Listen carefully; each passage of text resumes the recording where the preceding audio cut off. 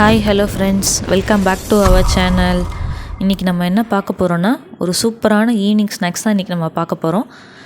குழந்தைங்களுக்கெலாம் பிடிச்ச மாதிரி ஒரு ஸ்மூத் அண்ட் சாஃப்ட் டெக்ஸ்சரில் இருக்கக்கூடிய பன்னீர் கட்லெட் தான் இன்றைக்கி நம்ம பார்க்க போகிறோம். ஃபஸ்ட்டு அதுக்கு நம்ம என்னென்ன தேவையான பொருட்கள்ன்றதை பார்த்துக்கலாம். உருளைக்கிழங்கு வந்து 4 உருளைக்கிழங்கு நான் வேக வச்சு எடுத்திருக்கேன். அடுத்து வெங்காயம் வந்து சாப் பண்ணி வச்சுருக்கேன். அடுத்து கொஞ்சமாக சில்லி, அடுத்து பன்னீர் வந்து நல்லா வந்து துருவி எடுத்து வச்சுருக்கேன். அடுத்தது கொஞ்சமாக வந்து அரிசி மாவும், அடுத்து கார்ன்ஃப்ளவர் மாவும் கொஞ்சமாக எடுத்திருக்கேன். இது எல்லாத்தையுமே நம்ம வந்து இப்போ ஒன்றா வந்து நம்ம மிக்ஸ் பண்ணி எடுத்துக்கலாம். இப்போ நான் எடுத்து வச்சுருக்க உருளைக்கிழங்கை நல்லா வந்து ஸ்மாஷ் பண்ணி எடுத்துக்கிறேன். வேக வச்சு எடுத்து வச்சுருக்க உருளைக்கிழங்கை நல்லா ஸ்மாஷ் பண்ணி எடுத்துக்கலாம். அடுத்ததாக நம்ம வந்து சாப் பண்ணி வச்சுருக்க ஆனியன் வந்து அது கூட மிக்ஸ் பண்ணிக்கலாம்.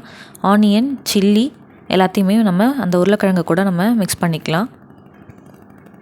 அடுத்ததான் நம்ம துருவி வச்சுருக்க பன்னீரை வந்து சேர்த்துக்கலாம். அடுத்ததாக நான் வந்து அரிசி மாவும் கார்ன்ஃப்ளவர் மாவும் எடுத்து வச்சுருக்கேன். அதையுமே நம்ம வந்து இது கூட வந்து மிக்ஸ் பண்ணிக்கலாம். அடுத்ததாக இதுக்கு தேவையான அளவு வந்து உப்பு கொஞ்சமாக நம்ம சேர்த்துக்கலாம். நெக்ஸ்ட்டு வந்து நம்ம காரத்துக்கு வந்து கொஞ்சமாக வந்து சில்லி பவுடர் நம்ம எடுத்திருக்கோம். ஒரு ஸ்பூன் எடுத்திருக்கோம். இது எல்லாத்தையுமே இப்போ நம்ம வந்து நல்லா மிக்ஸ் பண்ணி எடுத்துக்கலாம். இப்போ எல்லாத்தையுமே நம்ம வந்து என்ன ஷேப்பில் வேணுமோ நம்ம அந்த ஷேப்பில் வந்து ரெடி பண்ணி எடுத்துக்கலாம். இப்போ பாருங்கள், நான் வந்து இன்றைக்கி வந்து கட்லெட் செய்கிறதுக்கு வந்து ரஸ்க்கு க்ரம்ஸ் வந்து நான் எடுத்திருக்கேன். ரஸ்க்கை வந்து நல்லா பொடி பண்ணி எடுத்துக்கலாம் மிக்சியில் போட்டு.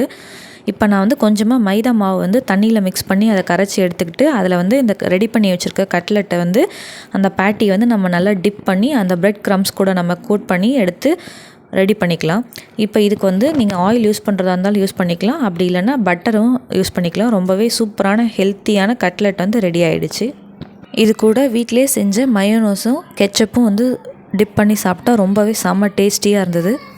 நீங்களும் உங்கள் வீட்டில் செஞ்சு பார்த்துட்டு எப்படி இருக்குன்றதை கமெண்ட் செக்ஷனில் மறக்காமல் கமெண்ட் பண்ணுங்கள். Thank you friends.